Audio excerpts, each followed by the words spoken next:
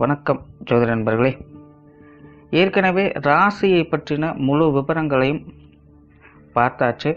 அதாவது ஒவ்வொரு ராசிக்குமே என்ன மாதிரியான குணாதிசயங்கள் இருக்கும், எந்த மாதிரியான வாழ்க்கை அமைப்பு இருக்கும், என்ன மாதிரியான உறவு முறைகள் இருக்கும் அப்படின்னு விளக்கமாகவே பார்த்தாச்சு. அதே போல் லக்ன விவரங்களையும் பார்த்தாச்சு. ராசி அமைப்பை போலவே லக்னத்திற்கும் ஒவ்வொரு விஷயங்களும் எப்படி இருக்கும் அப்படின்னு தனித்தனியாகவே சொல்லியிருக்கும். பார்க்காதவங்க டிஸ்கிரிப்ஷனில் லிங்க் இருக்கும், செக் பண்ணி பாருங்கள். இனி ராசி மற்றும் லக்னம் இது ரெண்டும் சேர்ந்த அமைப்பு எப்படி இருக்கும் அப்படிங்கிறத பற்றி பார்க்க போகிறோம். ஒரு குறிப்பிட்ட லக்னம் மற்றும் ராசியாக ஒரு மனிதருக்கு அமைந்து வரும் பொழுது அவங்களுக்கு என்ன மாதிரியான விஷயங்கள் இருக்கும் அப்படிங்கிறத பற்றி சில விளக்கங்களை ஜோதிடத்தில் பொதுவாக சொல்ல முடியும். இனி அந்த விஷயங்களை பற்றி தொடர்ச்சியாக பார்க்கலாம். பதிவை பார்க்கறதுக்கு முன்னாடி ஒரு சில விஷயங்களை கவனத்தில் வச்சுக்கோங்க. எப்பவும் சொல்லக்கூடிய விஷயங்கள் தான். இங்கு சொல்லக்கூடிய விஷயங்கள் முழுமையாக உங்களுக்கு பொருந்தணுங்கிற அவசியம் கிடையாது. ஏன்னா ஒரு மனிதனை பற்றி அவங்களுடைய சுய ஜாதகம் மட்டும்தான் முழுமையான விஷயங்களை சொல்ல முடியும். மற்ற விஷயங்கள் எல்லாமே ஒரு பொதுவான அமைப்பு கொண்டது தான். இங்கு சொல்லக்கூடிய விஷயங்களை நீங்கள் கிராஸ் பண்ணி வருவீங்க. உங்களுடைய வாழ்க்கையில் சில அனுபவங்களாகவும் உணர்வுபூர்வமான விஷயங்களாகவும் பெற முடியும். அதே போல் ராசி முக்கியமாக இல்லை லக்னம் முக்கியமாக அப்படின்னாலும் குழப்பிக்க வேண்டாம். ராசி லக்னம் அப்படிங்கிறதெல்லாம் பார்த்தீங்கன்னா ஒரு சில ஐடென்டிட்டி மட்டும்தான். ஜோதிட பலன்கள் எடுக்கிறதுக்காக பொதுவாக தெரிஞ்சிக்க வேண்டிய சில விஷயங்கள் அவ்வளோதான். மற்றபடி 9 கிரகங்கள் 12 கட்டம் 27 நட்சத்திரங்கள் கொண்ட ஒரு அமைப்பு தான் நமக்கு முழுமையாக முக்கியம். அதுதான் ஒவ்வொரு செகண்டும் நமக்கு தேவையான எல்லா விஷயங்களையும் தீர்மானிக்கிறது. அதனால் ராசி முக்கியமாக இல்லை லக்னம் முக்கியமாக அப்படின்னாலும் குழப்பிக்காதீங்க. நம்ம யாருன்னு கேட்டால் நம்மளுடைய பேரை எப்படி ஒரு அடையாளமாக சொல்கிறோமோ அந்த மாதிரி தான் நம்மளுடைய சுய ஜாதகத்திற்கு அடையாளமாக இந்த ராசியும் லக்னமும் அமைந்து வருது. மற்றபடி இங்கே எல்லாமே முக்கியம் அப்படிங்கிறத மனசில் வச்சுக்கோங்க.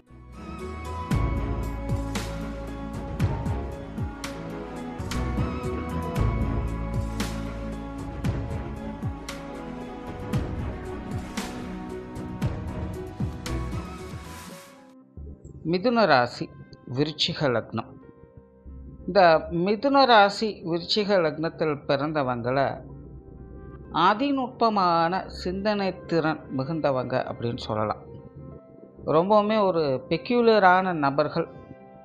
இவங்களுக்குன்னு ஒரு வாழ்க்கை முறை இருக்கும். ஒரு தனி உலகத்தில் இவங்களுக்கு இவங்களே ராஜா, இவங்களுக்கு இவங்களே மந்திரி அப்படின்னு வாழக்கூடியவங்க. ஒரு நார்மலான யதார்த்த வாழ்க்கையிலலாம் பெருசாக இவங்களுக்கு இன்ட்ரெஸ்ட் அப்படிங்கிறதே இருக்காது. காரணம் என்னென்னா இவங்க பொத்தாம் பொதுவாக எதையும் செய்கிறதில்ல.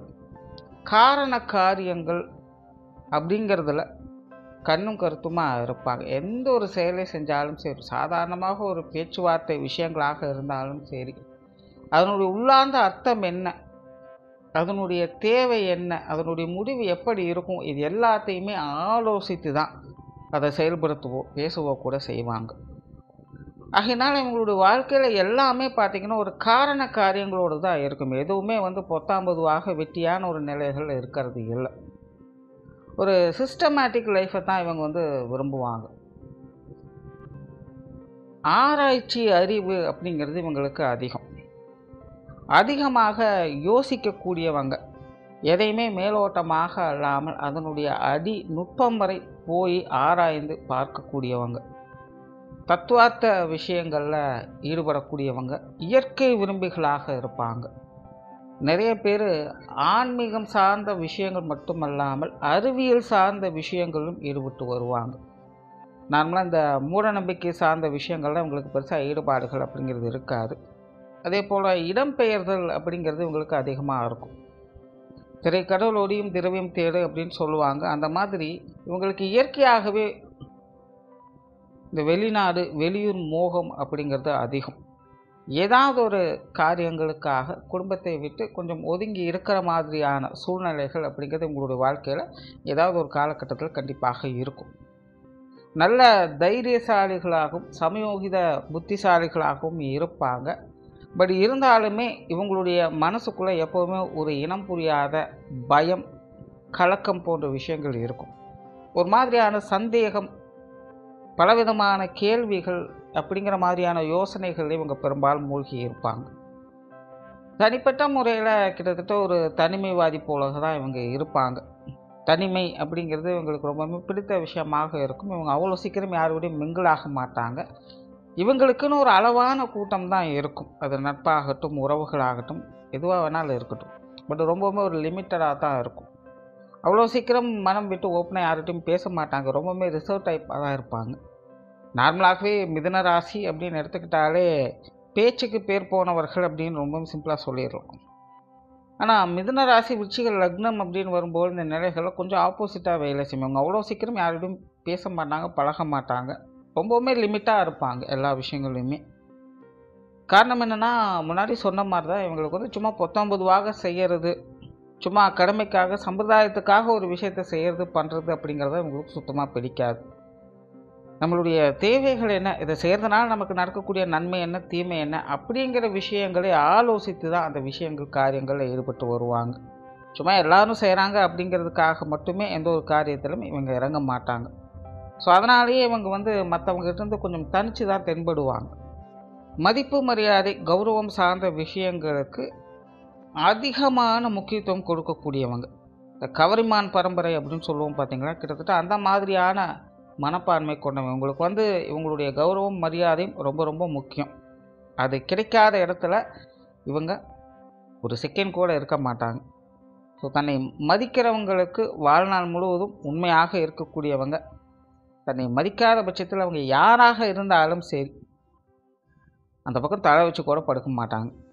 ஸோ இவங்கக்கிட்ட ஒருத்தங்களால் பழக முடியுது அப்படின்னா அவங்களுக்கு இவங்க மரியாதை கொடுக்கக்கூடியவங்களாக இருப்பாங்க.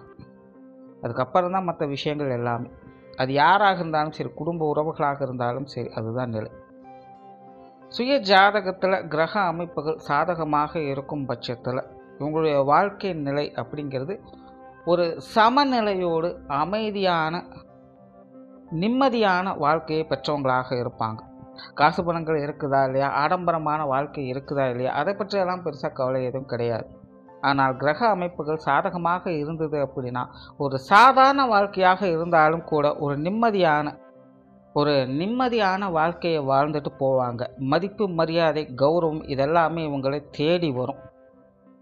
பட் அதுவே சுய ஜாதகம் கிரக அமைப்புகள் சாதகமாக இல்லை அப்படின்னா இவங்களுடைய வாழ்க்கை ஓப்பனாக சொல்லணுன்னா ரொம்பவுமே மோசமாகத்தான் இருக்கும். அதாவது பட்டு திருந்தணும் அப்படின்னு ஒன்று சொல்லுவாங்க. அதாவது பேச்சு வாக்கில் சொல்லுவாங்க. அது சொல் பேச்சும் கேட்க மாட்டாங்க, சுய புத்தியும் இருக்காது, இவங்கெல்லாம் பட்டாதான் திருந்துவாங்க அப்படின்னு சொல்லுவாங்க. அந்த மாதிரியான ஒரு வாழ்க்கை முறை தான் இவங்களுக்கு. எல்லா விஷயங்கள் காரியங்களுமே வாழ்க்கையில் பார்த்தீங்கன்னா ஒரு மிகப்பெரிய சங்கடங்களை ஏற்படுத்தி அதில் இருக்கக்கூடிய நல்லது கெட்டதுகளை இவங்களுக்கு புரிய வச்சுக்கிட்டே இருக்கும். வாழ்க்கை முழுக்கமே பார்த்திங்கன்னா உண்மையிலே ஒரு கஷ்டம்தான். யார்கிட்டையும் நிம்மதியாக பழக முடியாது, உண்மையாக இருக்க முடியாது. நார்மலாகவே இந்த விருச்சிகம் அப்படின்னு எடுத்துக்கிட்டாலே உறவுகளுக்காக இயங்கக்கூடியவங்க தான். இவங்க வந்து கொஞ்சம் சென்டிமெண்ட்டான நபர்கள் தான். பாச போராட்டம் அப்படிங்கிறது இவங்ககிட்ட இருக்கும். பட் யாரும் அவ்வளோ சீக்கிரம் போய் ஒட்ட முடியாது. பட் அதில் இந்த மிதுன ராசியாகவும் அமைஞ்சிருச்சு அப்படின்னா மனநிலையோடு இந்த எதிர்பார்ப்புகள் அப்படிங்கிறது அதிகமாயிரும். அப்போது சுய ஜாதகம் இவங்களுக்கு நல்லபடியாக இருந்தது அப்படின்னா மட்டும்தான் இவங்களுடைய வாழ்க்கை எல்லா நிலைகள்லையுமே ஒரு சமநிலையை நோக்கி போகும். பட் அப்படி இல்லை அப்படிங்கிற பட்சத்தில் இவங்களுடைய வாழ்க்கை பெரும்பாலும் இருள் சூழ்ந்ததாக தான் இருக்கும். கோச்சார நிலைகளில் அப்பப்போ சில காலகட்டங்களுக்கு இந்த கிரக அமைப்புகள் இவங்களுக்கு கொஞ்சம் சாதகமாக வேலை செய்யும். அந்த மாதிரியான காலகட்டங்களில் சில நல்லது கெட்டதுகள் அப்பப்போ பார்த்துட்டு வந்துடுவாங்க. பட் மேஜரான வாழ்க்கை நிலை அப்படிங்கிறது கொஞ்சம் இருள் சூழ்ந்ததாக இருக்கும். பட் இந்த இருள் சூழ்ந்த வாழ்க்கை அப்படிங்கிறது என்ன சொல்கிறேன் அப்படின்னா ஒரு நார்மலான யதார்த்தமான வாழ்க்கைக்கு சொல்லக்கூடிய விஷயங்கள் தான். பட் அதுவே அவங்க வந்து ஆன்மீக ரீதியான விஷயங்களுக்குள்ளே மூழ்கி இருக்கிறது, இல்லைனா அறிவியல் சார்ந்த விஷயங்களுக்குள்ளேயே மூழ்கி இருக்கிறது, அந்த மாதிரியான வாழ்க்கைக்குள்ளே மூழ்கி போயிட்டாங்க அப்படிங்கிற பட்சத்தில் அவங்களோட வாழ்க்கையில் கடைசி கட்டத்திலேயாவது ஒரு சாதனையை செஞ்சு முடிச்சிருவாங்க. அவ்வளோ வருட காலங்களாக கஷ்டப்பட்டதுக்கு கண்டிப்பாக அவங்களுடைய வாழ்க்கையில் அவங்களுக்கு உண்டான ஒரு அங்கீகாரம் அப்படிங்கிறது கிடைக்கப்பட்டுரும். பட் அதுக்காக ரொம்பவுமே கஷ்டப்படுவாங்க. பட் அந்த கஷ்டம் அப்படிங்கிறது யதார்த்த வாழ்க்கையில் போகும்பொழுது பெருசாக எந்த ஒரு பலனை கொடுக்க போகிறது கிடையாது. பட் இந்த மாதிரியான வாழ்க்கை நிலைகளுக்குள்ள போகும்பொழுது அவங்களுக்கு ஏதாவது ஒரு நல்ல விஷயங்களை ஏற்படுத்திட்டு போகும். ஸோ அதனால் நார்மலாகவே இந்த மிதுன ராசி விருச்சிக லக்னத்தில் பிறக்கக்கூடியவங்களுக்கு சுயஜாதகம் அப்படிங்கிறது ரொம்ப ரொம்ப முக்கியம். சொத்து சுகங்கள், கல்வி சம்பந்தப்பட்ட விஷயங்கள்லாம் உங்களுடைய வாழ்க்கையில் உங்களுடைய முயற்சிகளுக்கு ஏற்ப நற்பலன்களை கொடுக்கும். சிலர்லாம் பார்த்திங்கன்னா இந்த விஷயங்கள் ரொம்பவுமே ஸ்திரமாக இருப்பாங்க, விடாப்பிடியாக இருப்பாங்க. அந்த மாதிரியான ஆட்களுக்கெல்லாம் பார்த்திங்கன்னா ஒரு சாதனை போலவே அவங்களுக்கு ஏதாவது ஒரு வகையில் கை கொடுத்துரும். சிலர்லாம் பார்த்திங்கன்னா அதை கண்டுகொள்ளவே மாட்டாங்க, அதுக்குண்டான முயற்சி அப்படிங்கிறதே இருக்காது. ஸோ இந்த சொத்து சுகங்கள், கல்வி சார்ந்த விஷயங்கள்லாம் பார்த்திங்கன்னா அவங்களுடைய முயற்சிகள் எந்த அளவுக்கு இருக்கோ அதற்கு ஏற்ற நற்பலன்கள் அப்படிங்கிறது உங்களுக்கு உண்டாகும். பொது விஷயங்கள் மற்றும் பொது காரியங்கள் ஈடுபாடுகள் அப்படிங்கிறது கொஞ்சம் குறைவு தான். காரியங்கள் மற்றும் செயல்பாடுகள் வகையில் கொஞ்சம் மந்த புத்தி உடையவங்க தான். அதாவது நார்மலான இந்த விருச்சிக ராசி இல்லை விருச்சிக லக்னம், மிதுன ராசி, மிதுன லக்னத்துக்கு உண்டான வேலைப்பாடுகளை இவங்ககிட்ட பார்க்க முடியாது. இவங்க கொஞ்சம் வித்தியாசமான நிலைகள் இருந்தால் வேலை செய்வாங்க. ரொம்ப கடினமாகவும் உழைக்க மாட்டாங்க, அதுக்காக ரொம்ப சோம்பேறியாகவும் இருக்க மாட்டாங்க. தேவைக்கேற்ப தான் எந்த ஒரு காரியங்களுமே செயல்படுவாங்க. குறிப்பாக இவங்களுடைய மனநிலை அதை ஒத்துக்கொள்ளணும். நிறைய நேரங்களில் எந்த ஒரு காரியத்தில் இறங்குறதுக்கு முன்னாடியும் இவங்களுடைய மனநிலையில் ஒரு மாதிரியான தடுமாற்றம், பயமும் இருக்கும். ஸோ அந்த மாதிரியால் எந்த ஒரு தடுமாற்றம், பயமும் இல்லாமல் இருக்கும் பட்சத்தில் வந்து இவங்க ஒரு காரியத்தில் இறங்குவாங்க. பட் காரியத்தில் கை வச்சுட்டாங்க அப்படின்னா அதை முடிச்சு காட்டாமல் பின்வாங்க மாட்டாங்க. குடும்ப வாழ்க்கையை பொறுத்த வரைக்கும் பெரும்பாலும் இவங்களுக்கு ஒரு கலவையான நிலைகளில் தான் இருக்கும். நார்மலாக பார்த்திங்கன்னா இவங்களுக்கு திருமணத்திற்கு முன்பு ஒரு மாதிரியான குடும்ப வாழ்க்கை, திருமணத்திற்கு பிறகு ஒரு மாதிரியான குடும்ப வாழ்க்கை அப்படிங்கிறது தான் இருக்கும். இவங்களுடைய திருமணத்திற்கு பிறகே பார்த்திங்கன்னா இவங்களுடைய வாழ்க்கை நிலையிலே நிறைய மாற்றங்கள் அப்படிங்கிறது ஏற்படும். ஸோ நார்மலாகவே இவங்களுடைய குடும்ப வாழ்க்கை அப்படிங்கிறது எப்போவுமே ஒரு 2 நிலைகளில் வேலை செய்யும். பட்டு எப்படி பார்த்தாலும் குடும்ப வாழ்க்கையினுடைய நிலை அப்படிங்கிறது ஏற்றத்தாழ்வு கொண்டதாக தான் இருக்கும், ஒரு கலவையான அமைப்புகள் கொண்டதாக தான் இருக்கும். குடும்ப உறுப்பினர்கள் வகையிலுமே பார்த்திங்கன்னா ஒரு பக்கம் ஒத்துழைப்பு அப்படிங்கிறது இருக்கும், இன்னொரு பக்கம் சில கான்ட்ரவர்சியான விஷயங்கள் அப்படிங்கிறது இருக்கத்தான் செய்யும். அதாவது முழுமையாக எதையுமே அக்செப்ட் பண்ணவும் முடியாது, ரிஜெக்ட் பண்ணவும் முடியாது. அப்படிங்கிற நிலையில் தான் எல்லா உறவுகளுமே போய்கிட்டு இருக்கும். பெற்றோர்கள் சார்ந்த விஷயங்களில் இவங்களுக்கு ஈடுபாடுகள் சற்று குறைவாகவே இருக்கும். அம்மா சம்மந்தப்பட்ட விஷயங்கள் கூட ஓரளவுக்கு எடுத்துக்கலாம். தந்தை வகையில் நிறைய விஷயங்கள், காரியங்கள் கொஞ்சம் பட்டும்படாமலும் தான் இருக்கும். நிறைய பேர் பார்த்திங்கன்னா தந்தை பாசத்திற்காக இயங்கக்கூடியவங்களாக இருப்பாங்க. உடன்பிறப்புகள் சார்ந்த விஷயங்கள் இவங்களுக்கு கொஞ்சம் சாதகமாக இருக்கும். குறிப்பாக மூத்த உடன்பிறப்புகள் சம்மந்தப்பட்ட விஷயங்கள் இவங்களுக்கு கொஞ்சம் நல்ல முறையிலே இருக்கும்னு சொல்லலாம். நிறைய விஷயங்கள் இவங்களை அனுசரித்து போகக்கூடியவங்களாக இருப்பாங்க. இளைய உடன்பிறப்புகள் வகையில் நிறைய ஈடுபாடுகள் அப்படிங்கிறது இருக்கும். பட் இருந்தாலுமே சில நேரங்களில் கொஞ்சம் கான்ட்ரவர்சியான விஷயங்களும் தேவையில்லாத சண்டை சச்சரவுகளும் அப்பப்போ வந்து போய்டும். ஒரு காரசாரமான விஷயங்களை எதிர்பார்க்கலாம். பட் இருந்தாலும் உடன்பிறப்புகளுடைய சப்போர்ட் அப்படிங்கிறது உங்களுக்கு எப்போவுமே ஒரு சாதகமான அமைப்பை கொடுத்துக்கிட்டு இருக்குன்னு சொல்லலாம். அதாவது யதார்த்தமாக சின்ன சின்ன பிரச்சனைகள் அப்படிங்கிறது எல்லாத்துக்கும் வரத்தான் செய்யும். பட் அந்த மாதிரியான பிரச்சனைகளை வளர்க்காமல் இருந்தாலும் சரி, மற்றபடி நார்மலாகவே இந்த உடன்பிறப்புகளுடைய சமாச்சாரங்கள், விஷயங்கள், காரியங்கள் எல்லாமே வந்து இவங்களுக்கு ஒரு சாதகமான நிலையை தான் கொடுக்கும். அதே போல் திருமண வாழ்க்கை, கணவன் மனைவி உறவுகளையும் பார்த்திங்கன்னா ஒரு சாதகமான நிலைகள் அப்படிங்கிறது இருக்கும். வாழ்க்கை துணையை நேசிக்கக்கூடியவங்களாக இருப்பாங்க.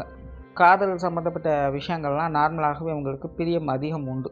முன்னாடி சொன்ன மாதிரி இந்த குடும்ப வாழ்க்கை அப்படிங்கிறது உங்களுக்கு 2 நிலைகளில் வேலை செய்யும். அந்த மாதிரி திருமணத்திற்கு பிறகு வரக்கூடிய குடும்ப வாழ்க்கையை அதிகம் விரும்பக்கூடியவங்களாக இருப்பாங்க. நிறைய பேர் பார்த்திங்கன்னா பிறந்த வீட்டை காட்டிலும் புகுந்த வீட்டு பெருமையை பேசக்கூடியவங்களாக இருப்பாங்க. பட் என்னென்னா இங்கேயும் வந்து சுய ஜாதகம் அப்படிங்கிறது ரொம்ப ரொம்ப முக்கியம். சுய ஜாதகத்தில் கிரக அமைப்புகள் இவங்களுக்கு சாதகமாக வேலை செஞ்சதுன்னா புகுந்த வீட்டு பெருமையை பேசக்கூடியவங்களாக இருப்பாங்க. அதுவே ஜாதகம் சரியில்லை அப்படின்னா புகுந்த வீட்டை இகழக்கூடியவங்களாகத்தான் இருப்பாங்க. இவங்களால் குற்றம் குறை சொல்லாமல் இருக்க முடியாது. அதே போல் இவங்களுடைய திருமண வாழ்க்கையில் கணவன் மனைவி உறவுக்குள்ளே பர்சனலாக பிரச்சனை அப்படிங்கிறது இருக்காது. ஆனால் இருவருடைய இல்லங்களால், அவங்களுடைய குடும்ப விஷயங்களால், குடும்ப உறவுகளால் நிறைய பிரச்சனைகளை செஞ்சுட்டு வருவாங்க. அது வந்து இருவருடைய குடும்ப விஷயங்கள்லையும் இருக்கும். ஒருத்தர் வீட்டிலிருந்து தான் வரும் அப்படின்னு சொல்ல முடியாது. ஸோ திருமண வாழ்க்கை அப்படின்னு வரும்பொழுது கணவன் மனைவி உறவுக்கு வரக்கூடிய சங்கடங்கள் கூட இவங்க ஈஸியாக தவிர்த்துக்க முடியும். ஆனால் குடும்ப உறவுகளை இவங்க எந்த அளவுக்கு அனுசரித்து போகிறாங்களோ அந்த அளவுக்கு இவங்களுடைய திருமண வாழ்க்கை அப்படிங்கிறது சிறப்பாக இருக்கும். குடும்ப உறவுகள் வகையில் சங்கடங்களை ஏற்படுத்திக்கிட்டாங்க அப்படின்னா இவங்களுடைய திருமண வாழ்க்கை அப்படிங்கிறது கொஞ்சம் கஷ்டமாகத்தான் இருக்கும். அடுத்த குழந்தைகள் சம்மந்தப்பட்ட விஷயங்கள் இது உங்களுக்கு ரொம்பவுமே சாதகமாக இருக்கும். நார்மலாகவே விருச்சிக ராசி, விருச்சிக லக்னம் அப்படின்னு எடுத்துக்கிட்டாலே எந்த விஷயங்கள் உங்களுக்கு சாதகமாக இருக்கோ இல்லையோ இந்த குழந்தைகள் சம்மந்தப்பட்ட விஷயங்கள் உங்களுக்கு ரொம்பவுமே சிறப்பாக இருக்கும். பட் மிதுன ராசி, மிதுன லக்னம் எப்படி எடுத்திங்கன்னா அது கொஞ்சம் டிஸ்டர்பன்ஸ் கொடுக்கும். இது வந்து கொஞ்சம் கான்ட்ரவர்சியாக வேலை செய்யும். ராசி ரீதியாக ஒரு மாதிரி வேலை செய்யும், லக்ன ரீதியாக ஒரு மாதிரி வேலை செய்யும். ஸோ லக்ன ரீதியாக பார்க்கும்பொழுது குழந்தைகள் சம்மந்தப்பட்ட விஷயங்கள் ரொம்பவுமே பாசிட்டிவாக இருக்கும். பட் ராசி ரீதியாக பார்க்கும்போது அது கொஞ்சம் நெகட்டிவ் தான். பட் இருந்த போதிலுமே இந்த குழந்தைகள் சம்மந்தப்பட்ட விஷயங்கள் அப்படின்னு வரும்பொழுது இந்த மிதுன ராசி விருச்சிக லக்னத்தில் பிறந்தவங்களுக்கு ஒரு சாதகமான அமைப்புகள் தான். என்ன மன ரீதியான சின்ன சின்ன குறைபாடுகள் இருக்கும். அப்பப்போ குழந்தைகளை பற்றி கொஞ்சம் குறை சொல்லிக்கிட்டு இருப்பாங்க, இல்லைன்னா கவலைப்பட்டுக்கிட்டு இருப்பாங்க. அது தனிப்பட்ட முறையில் அவங்களுடைய மன சஞ்சலங்கள் தான். மற்றபடி நார்மலாக வெளிப்படையாக பார்க்கும்பொழுது குழந்தைகள் சம்மந்தப்பட்ட விஷயங்கள் அப்படிங்கிறது பெரும்பாலும் இவங்களுக்கு ஒரு சாதகமான நிலைகளில் தான் இருக்கும். ஸோ இவங்க கொஞ்சம் அனுசரிச்சிருந்தால் போதும் அப்படிங்கிற நிலைகள் தான். அந்த உற்றார் உறவினர்கள் நண்பர்கள் சார்ந்த விஷயங்கள் இதெல்லாம் பார்த்திங்கன்னா ஒரு கலவையான நிலைகள் தான். நார்மலாகவே இவங்களுக்கு உறவினர்கள் சம்மந்தப்பட்ட விஷயங்கள் கொஞ்சம் தேவையில்லாத சங்கடத்தையும் பிரச்சனையும் ஏற்படுத்தும். நண்பர்களுடைய விஷயங்கள் காரியங்கள் அதிகமான ஈடுபாடுகள் காட்டுவாங்க. பட் இருந்தாலுமே அதையுமே கொஞ்சம் லிமிட்டோடு வச்சுக்கிறது நல்லது. ஸோ நார்மலாகவே இந்த உற்றார் உறவினர் நண்பர்கள் அப்படிங்கிறது எல்லாமே பார்த்திங்கன்னா ஒரு அளவான ஈடுபாடுகள் தான் இருக்கும். ஸோ சூழ்நிலை சந்தர்ப்பங்கள் எப்படியோ அதுக்கு தகுந்த மாதிரி கொஞ்சம் அனுசரித்து போய்க்கிறது நல்லது. தொழில் வேலை உத்தியோகம் சார்ந்த விஷயங்கள் நார்மலாக பார்த்திங்கன்னா இதுவும் கொஞ்சம் அளவான அமைப்பு தான். பொதுவாகவே இவங்களுக்கு இந்த வெளிநாடு வெளியூர் சம்பந்தப்பட்ட விஷயங்கள்லாம் ஈடுபாடுகள் அதிகமாக இருக்கிறதுனால பிறந்த இடத்தை விட்டு வெளி இடங்களுக்கு போய் ஜீவனம் பண்ணக்கூடிய அமைப்புகள் அப்படிங்கிறது உங்களுக்கு உருவாகும். நிறைய பேருக்கு இந்த வெளிநாடுகளே போய் செட்டில் ஆகக்கூடிய அமைப்புகள் கூட இவங்களுக்கு ஏற்படும். முடிஞ்ச அளவுக்கு இவங்க பிறந்த ஊரில் எதுவும் பண்ணாமல் இருக்கிறது நல்லது. அப்படியே பண்ணியே ஆகணும் அப்படிங்கிற பட்சத்தில் இவங்களுடைய பேரில் எதுவும் பண்ணாமல் இருக்கிறது நல்லது. ஸோ இந்த மாதிரி இந்த தொழில் வேலை உத்தியோகம் சார்ந்த விஷயங்களும் பார்த்திங்கன்னா வெளி இடங்களில் இவங்களுக்கு உண்டான ஒரு சாதகமான அமைப்புகளை எதிர்பார்க்கலாம். பட் எதுவாக இருந்தாலும் கொஞ்சம் கூடுதல் முயற்சி அப்படிங்கிறது உங்களுக்கு அதிகமாக தேவைப்பட்டுக்கிட்டு தான் இருக்கும். இவங்க தனிப்பட்ட முறையில் அதில் இந்த அளவுக்கு கான்சன்ட்ரேஷனோடு இருக்காங்க அப்படிங்கிறத பொறுத்து தான் அதனுடைய வளர்ச்சியும் வீழ்ச்சியும் இருக்கும். ஸோ ஓவராலாக இந்த மிதுன ராசி விருச்சிக லக்னத்தில் பிறந்தவங்க நல்லதுக்கும் கெட்டதுக்கும் ஒரு நூல் அளவு தான் வித்தியாசம் இருக்கும் அப்படின்னு சொல்லுவாங்க. அந்த நூல் அளவு என்ன அப்படிங்கிறத முழுமையாக புரிஞ்சு வைக்கக்கூடியவங்க இவங்க. ஸோ இவங்களுடைய வாழ்க்கையில் இவங்க எந்த பக்கத்தை சூஸ் பண்ணுறாங்க அப்படிங்கிறத பொறுத்து இவங்களுடைய வாழ்க்கை நிலை அப்படிங்கிறது அமையும். நன்றி, வணக்கம், வாழ்க வளமுடன்.